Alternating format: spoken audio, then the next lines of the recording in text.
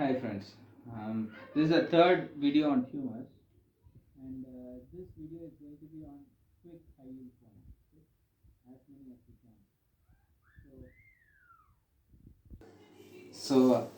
can. One of the tumors that we missed, malignant tumors in the diaphysis is, Ewing's was diaphyseal, the other tumor is adamantinoma.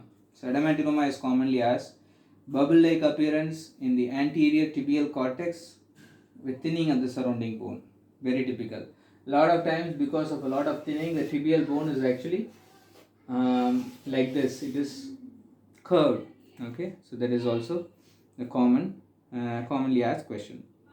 O ring sign, which tumor? O ring sign has been asked. Enchondroma. So bubble appearance, we have discussed already. Giant cell tumor, it has been asked.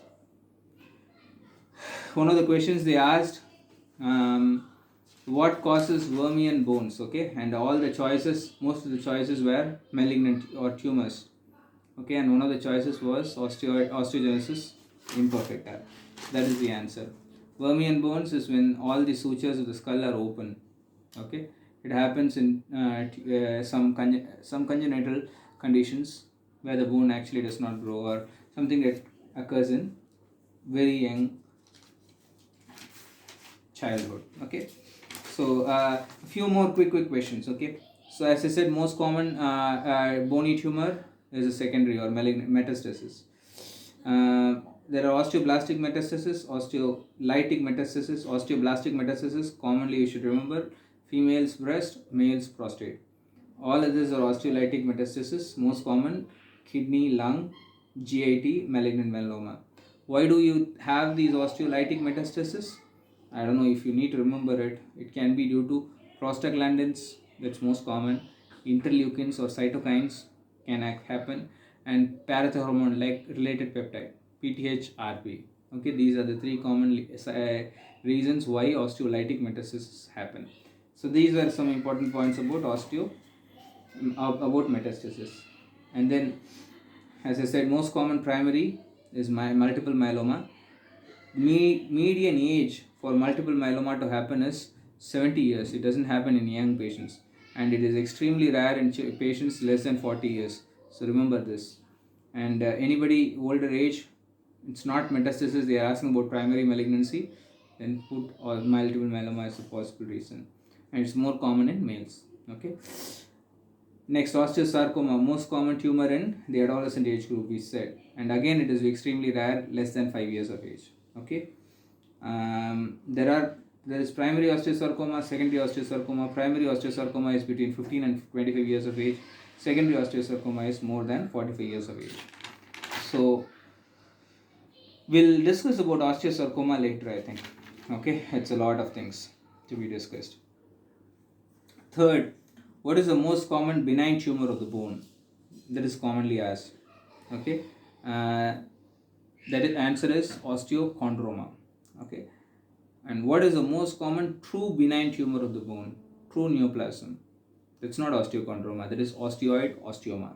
Okay, remember that. And so we know osteosarcoma, and then Ewing sarcoma. That is the second most common tumor after the marrow tumors, and the third common tumors primary is chondrosarcoma. Okay, third most common sarcoma, you can keep it that way. Third most common sarcoma arising in the bone is chondrosarcoma, which typically happens in 30 to 60 years of age. It is extremely rare in children. Okay, so a little bit about osteochondroma. Osteochondroma is as we said, it's the most common benign tumor of the bone. It constitutes about 10 to 15% of benign tumors. Of all bone tumors, 10 to 15% of all bone tumors, and around 20 to 50% of all benign bone tumors. So up to half of all benign bone tumors is osteochondroma. Remember that. Okay, so osteochondroma, I mean, if I may just say, it may or may not be a tumor. It's a true bone tumor. So it's just an aberration of the physeal growth. So that means the physis has to be open. So osteochondroma typically arises in kids who have open physis. So it's like the bony outgrowth like this, and just on top of this there is the cartilage cap. So people think that it is just the physis which got misplaced in a different position. So osteochondromas, uh, so these usually grow until the physis is open, and after that the osteochondromas usually stop growing.